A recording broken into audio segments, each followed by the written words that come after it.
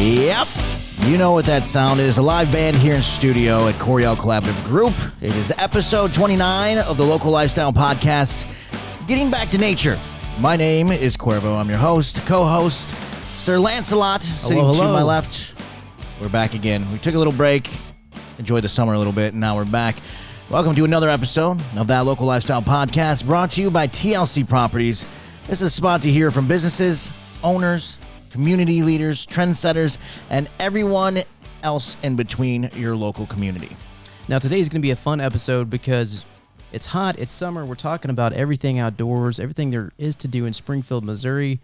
I mean, you have fantastic caverns, you have all the lakes, the streams, the rivers, Dickerson Park Zoo, the botanical gardens. Is it botanical or botanical? Botanical. Bojangles? Botanical. Botanical gardens. Botany. That's right. I'm glad we have the expert here with us. Glad to help. Yeah, joining us today we have Dr. Chris Barnhart, Distinguished Professor at Missouri State University. Welcome. Yeah, hello. Thanks, guys. Glad to be here. Thanks for traveling in and getting in here. It's going to be a different episode that we've done because of some new and upcoming things that our company's got going on. You kind of tie in everything, and the fact that the doctor is in front of your name, that intrigues me. That's big. I'm excited to, hopefully I'm going to learn something today. I normally do when we take away from each podcast we've done. It's normally informational. I get educated a little bit and we just have some fun and some laughs. So I'm very excited for that. Also, you were a curator and volunteer for Ralston Butterfly House and Botanical Gardens. Right. Okay. You got that right. And there is a connection here with your business, too. Yes. Yeah. Yes. Soon to be. We're almost there. Almost there. But I got to go back to this doctor thing. How did we get to that? And give me a little background on you. Well, people that are called doctor typically have some kind of postgraduate training. It might be a medical doctor, which is MD. But for me and other people at the university, it's a doctor of philosophy, PhD. Okay. Got my interest now. The smarts. That is typically a 4 to 6 year postgraduate training that involves research. The emphasis is on research. And mine is in biology. I'm interested in how animals adapt to their environment, and increasingly, because I've been doing this for 40 years now, increasingly awesome. I move more into ecology and less into physiology. Okay.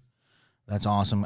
When I was in college, before I got into the radio industry and all of that, I was a psych major. I ended up getting a bachelor's degree in psych, but philosophy was one of my personal favorite classes. So when you said philosophy, ding, you got my interest right off the bat.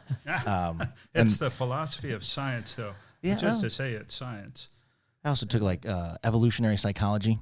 I took that. That was a mind-blowing class. That was hard to just keep things together. Oh, there's some great stuff out there now.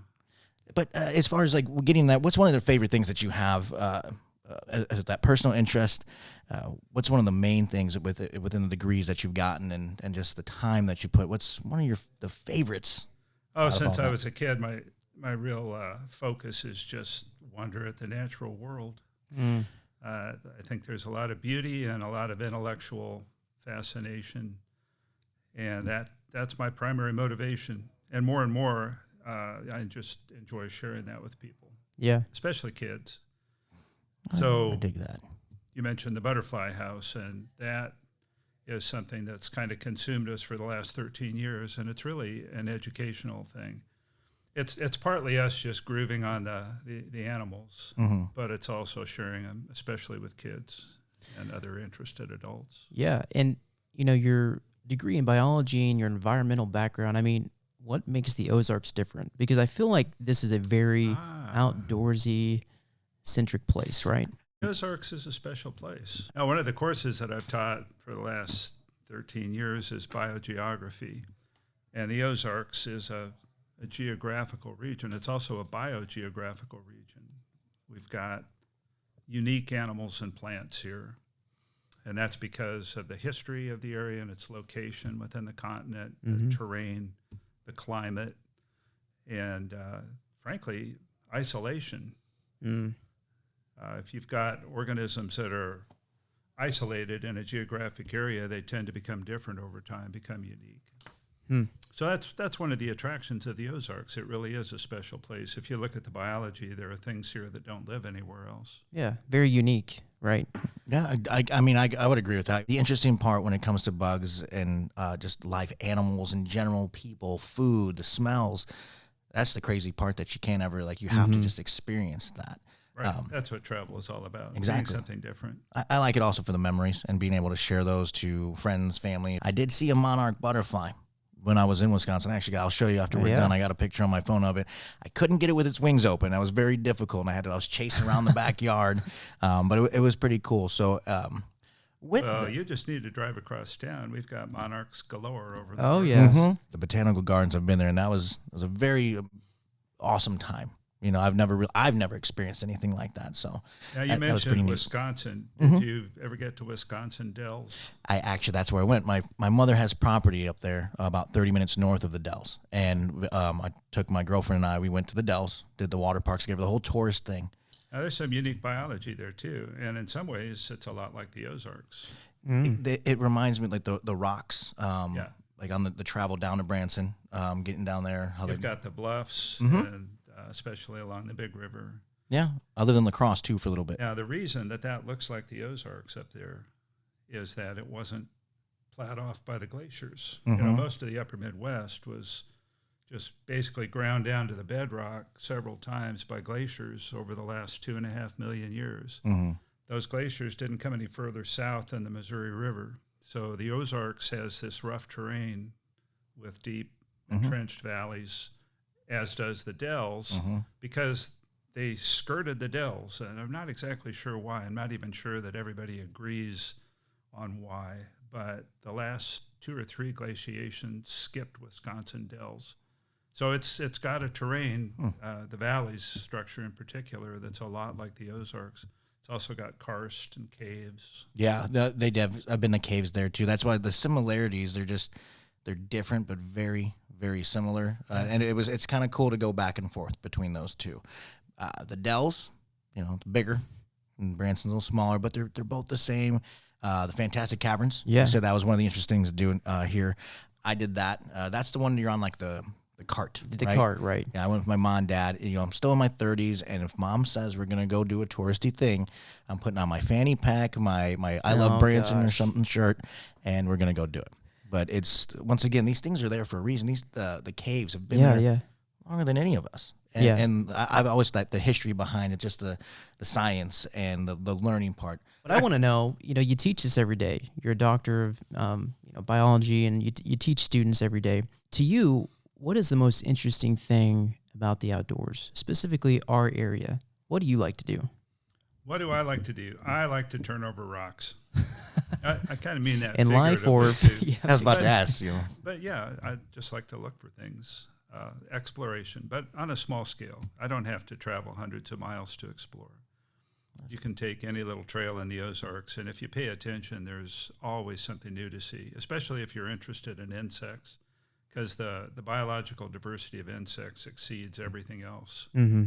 Speaking of insects, the Roston Butterfly House. If people want to go and explore and figure out what this is, what's a day like there? What will they experience? It's a small place, but the park is a pretty big place. And, the Butterfly House is an integral part of the park. We've got several things out there that emphasize butterflies. We've got one garden that's just devoted to host plants, which is the plants that are food for the larval stage, the caterpillars of the butterflies and moths. And then we've got another garden that we call the Butterfly Garden, which is devoted to nectar plants. And then the rest of the park is pretty much native vegetation.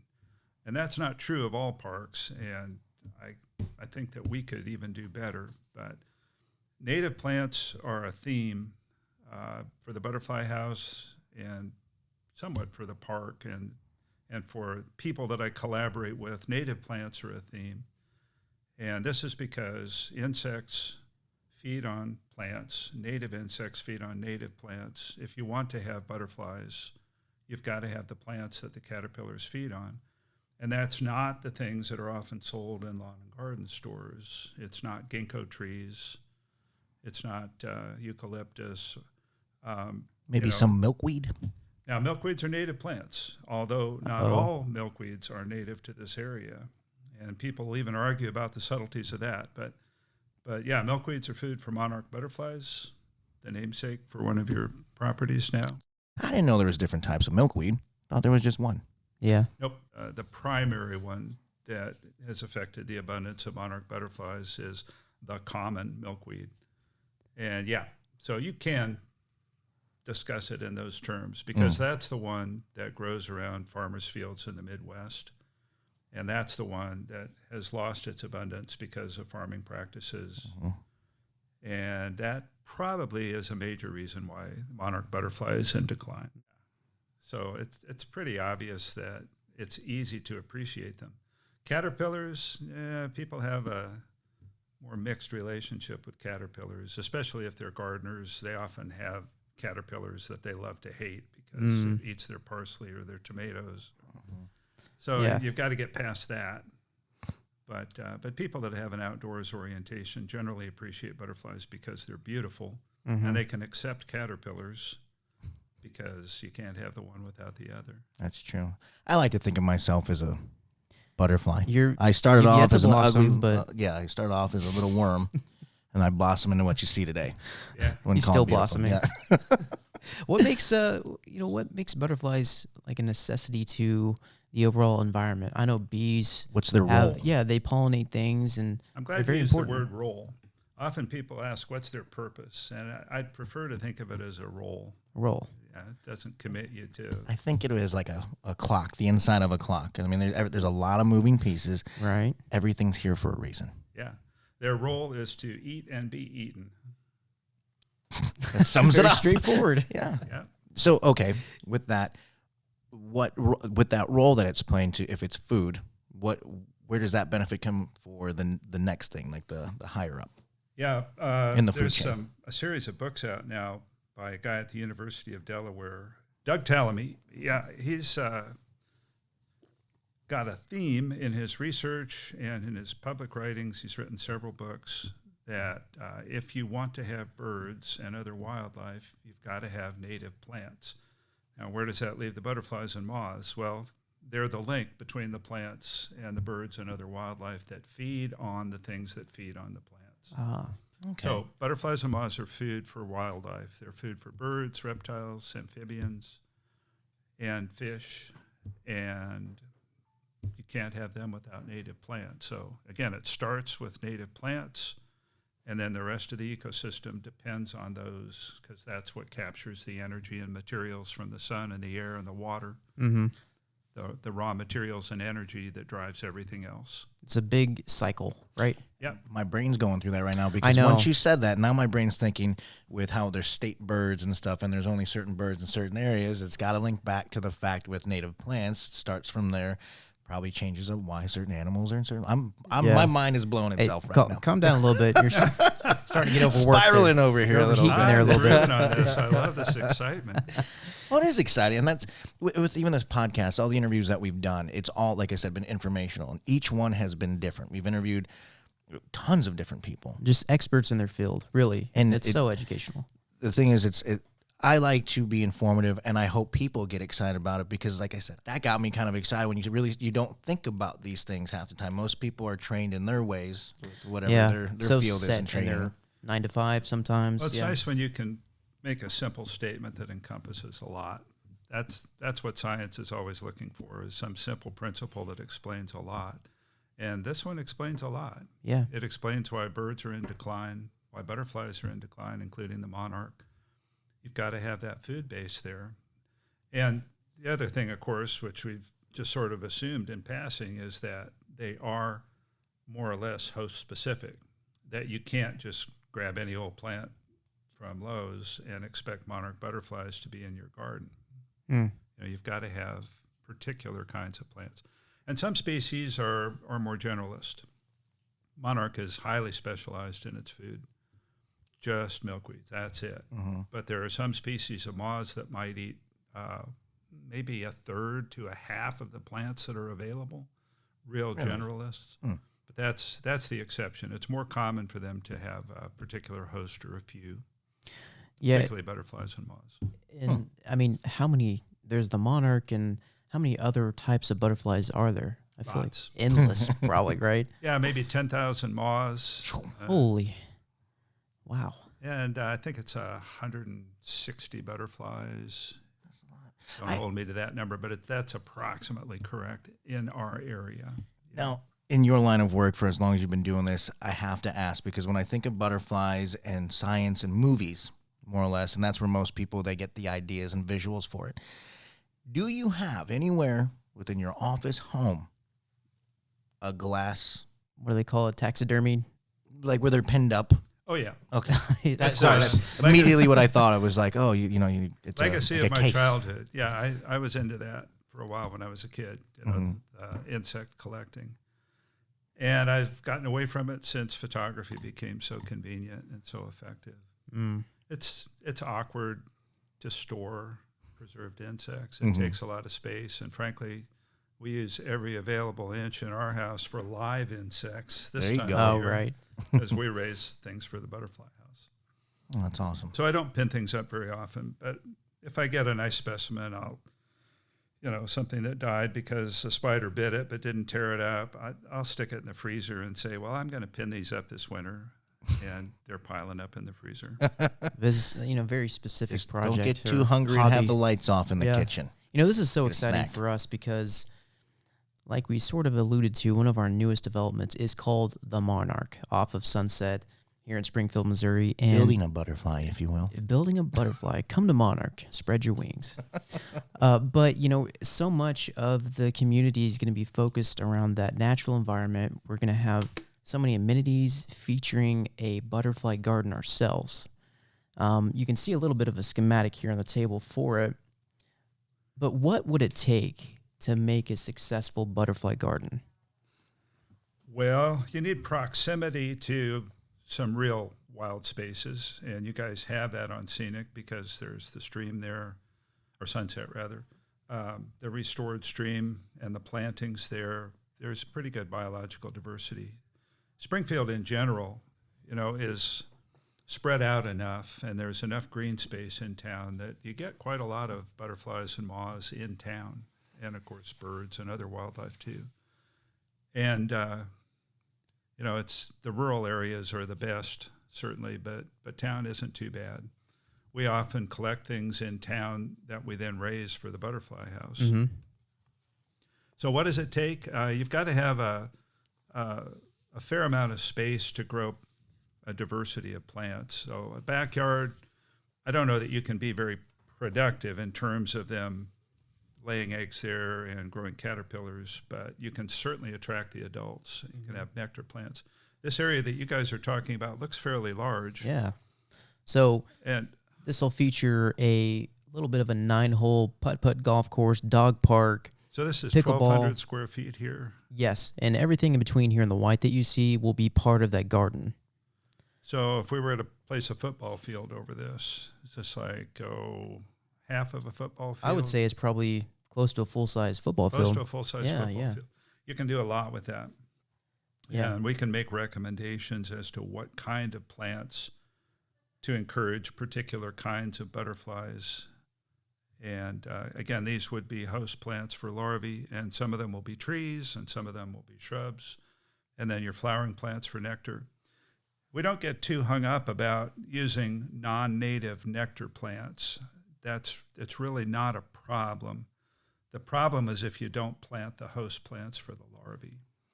So you've got to have both. You've got to have nectar plants, which could be native or non-native, ideally native, but sometimes it's just easier to use non-native plants. And then you've got to have the host plants for the larval stage. Sure. And so this will be like a big community space, say for residents who maybe want to have a little piece in this. What kind of plants should they maybe have personally themselves? Something that they appreciate. It's nice to look at.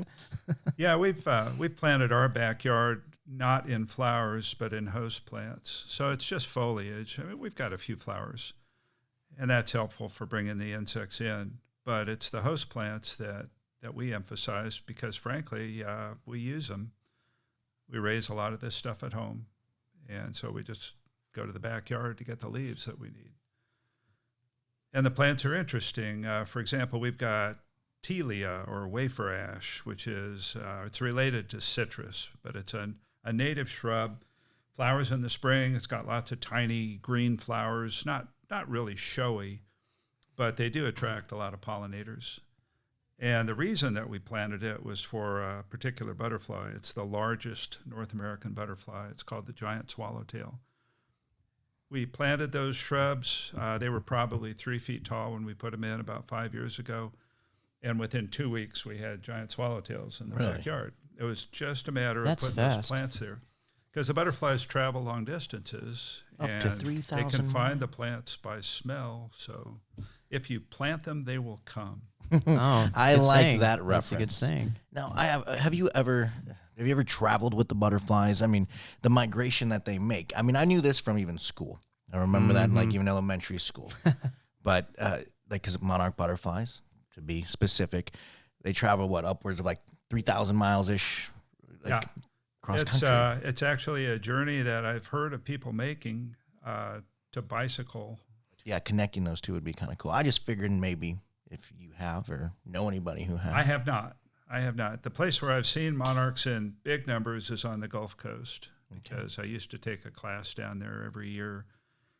And, we wouldn't see concentrations like they have near Mexico City, the big overwintering roosts.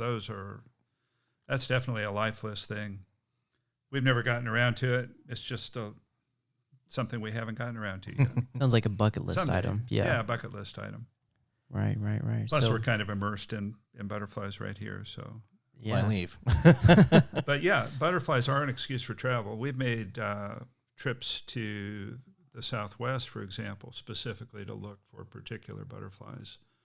We made a couple of trips to Southern California to look for a little butterfly called the Sonoran blue, a butterfly that I've been aware of ever since I was a kid. And I lived in Southern California for 6 years, right close to the areas where these butterflies live, and never got around to it. But we made a couple of trips a few years ago to see them, and it was easy because there's a lot of people interested. There's information on the internet now. You can find out where to go, when to go, and yeah, it's something you can do as a butterfly tourist. I like the sound of that. This is so interesting because we should do a podcast like this for all of our properties. Hawthorne Suites, do something about the hawthorn, the falcon, maybe falcons. Oh, yeah. Falcons would be a good one. Yeah. It's very educational. I would have a feeling if they brought one, it would just stare at me, though. Yeah, I know. Now, I do have, you referred back to your childhood a lot. So at what age, when did you realize that, like, this was something that because it's one of those things where even in my 30s now, I just turned 35, and sometimes you think you know what you want, and things change. It's mind-blowing to me. It sounds like you were fortunate enough at a young age, too, that it just kind of figured it out. I had an older sister, 10 years older, who was kind of my second mom, and she was interested in natural history, and she encouraged my interest. I think that was a big part of it. Opportunity. I think every kid takes some notice of insects, because they're small, and you don't need a lot of specialized equipment, and you can learn something pretty quickly that your parents don't know. Yeah, one up them a little bit. Yeah. There's a certain appeal to that. But yeah, I blame my sister Pam for encouraging me. And it wasn't always insects. I got into reptiles for a while. A lot of biology-oriented kids do get into reptiles. But Yeah. I outgrew that.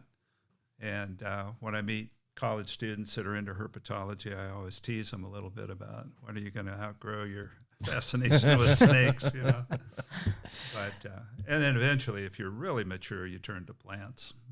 I took I ran a landscaping company for a little bit, and I wanted to hone in on learning plants because certain people want certain things in the yards. But I took some botany classes.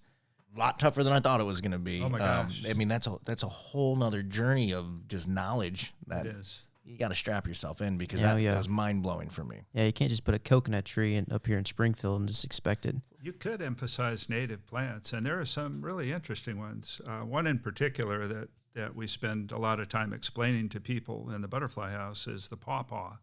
This is a native fruit tree, and it's not particular to the Ozarks. It ranges all the way up into the upper Midwest and down to the Gulf. But it's the only host for a really spectacular butterfly, another swallowtail, the zebra swallowtail. Plus, it has this wonderful fruit, which is something that if you want to get it, you have to be aware. It's only got a very brief period when it's ripe. Mm-hmm. You've got to seek it out and be there at the right time to collect it before somebody else gets it or before the animals get it. And it's a little bit of an acquired taste. It's got a lot of seed for the amount of pulp, but it's wonderful. And the tree is it's basically a tropical outlier. That the family is the custard apple family, mainly New World tropics. But there's this one species that gets way up north, and it takes the butterfly with it, and it's a great plant. So that would be one. And then there are others, of course. Oak trees are fantastic. And we've got a native here, the chinkapin oak, which is an Ozark endemic thing. So I think that would be a good theme. I've only mentioned a couple, but then you've got your wild raspberries and you've got your wild strawberries. There's lots of berry crops, and there's lots of flowers that you just don't get in the lawn and garden stores. You have to be aware of it. You have to find a grower that specializes in native plants, and you can become quite sophisticated about it. You can plant your garden so that they're blooming in every month of the year instead of just all at once at a particular time. Mm-hmm. You can find things that are hosts for different butterflies and look forward to seeing those in your garden.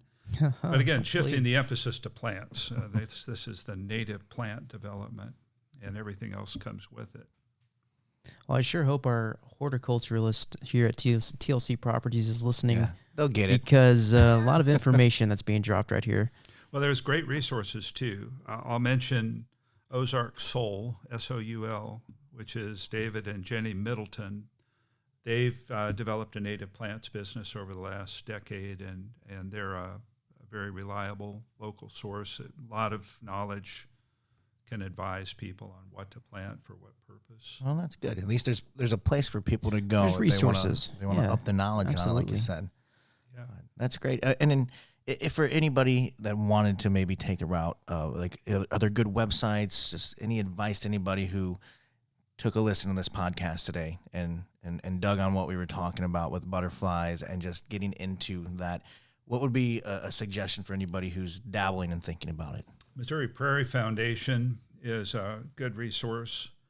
We've got a couple of different habitats here in the Ozarks, basically woodland and prairie. And the prairies are more continuous toward the west, north and west of us, and the forests are more continuous to the south and east. But the prairie is fantastic. My wife and I are spending more time on the prairie the last couple of years than we had previously and really enjoying it. We have a project with an endangered species of butterfly that we're studying on prairies in western Missouri. And Missouri Prairie Foundation is not only prairies, it's native flora. And they've got a podcast series that's quite good. Awesome. And a lot of it's how-to. Okay. How to plant. Right. Well, this sure has been fascinating for us. I mean, when we build these properties, obviously they have certain names, and going in depth and learning about what these names are attributed to surely is educational for us. That's great. I like learning. Now, let's see if you can regurgitate it later. It'll come out. My brain is still wrapping it around a few things right. If you want to learn more about the Monarch that is coming soon in September, you can go to monarch55living.com. It's going to have a butterfly garden, like we mentioned, some of the best amenities around, including fully integrated smart homes. You can find that on that website. Yeah. And I would even say we'll invite you out. Come check it out, because I think it'd be, Absolutely. we get at least an opinion on it. Yeah. And I think this guy knows what he's talking about. Yeah, he might look at it and say, start over. Well, I do, once again, we want to thank you for taking time out of your day to come, educate Lance and I as well as the listeners for the podcast. Like I said, I love doing these because I learn something new about something different. And my mother always said, learn something new each day. That's good and advice. Maybe do a good deed. Right. They put in a pitch for the Botanical Center, too. 2400 South Scenic Avenue, Japanese stroll garden, butterfly house. Almost all of it's free. The Japanese stroll garden has a small fee, but all the butterfly-related stuff is free, and we hope to see you there. Yeah, go check them out. It's a beautiful time. Just side note, my girlfriend brought a picnic basket. She bought one. So now I'm going to be going on picnics. And we actually talked about going there because I've been there one time before. It's a beautiful time. I have friends that go with their dogs on walks and whatnot. Like, there's a lot you can do there and get all that information in there as well. So now you get to go on a picnic, go find a nice place, have some cheese and such. Hey, Aldi, okay, I'll drop for them too. Aldi's got a good cheese selection there, and They even do. some wine. They do. Well, once again, Dr. Chris Barnhart has been our guest for episode 29 of the Local Lifestyle Podcast. Thank you so very much for coming out. I hope you enjoyed it. I enjoyed it. Yeah. And I got a lot of questions for you after we're done with this. But anyways, it is the Local Lifestyle Podcast, episode 29, Getting Back to Nature. You can check us out on Insta. We even have a YouTube page. Yes. You can check it out. We'll be blasting on our Facebook pages as well. You can check it all out. You can see all of our faces and get all this information in your ears. But once again, Dr. Barnhart, thank you very much for coming out. And Lance, thanks for being the co-host. Sir. And Yes, we'll see you next time. Chicho Miko.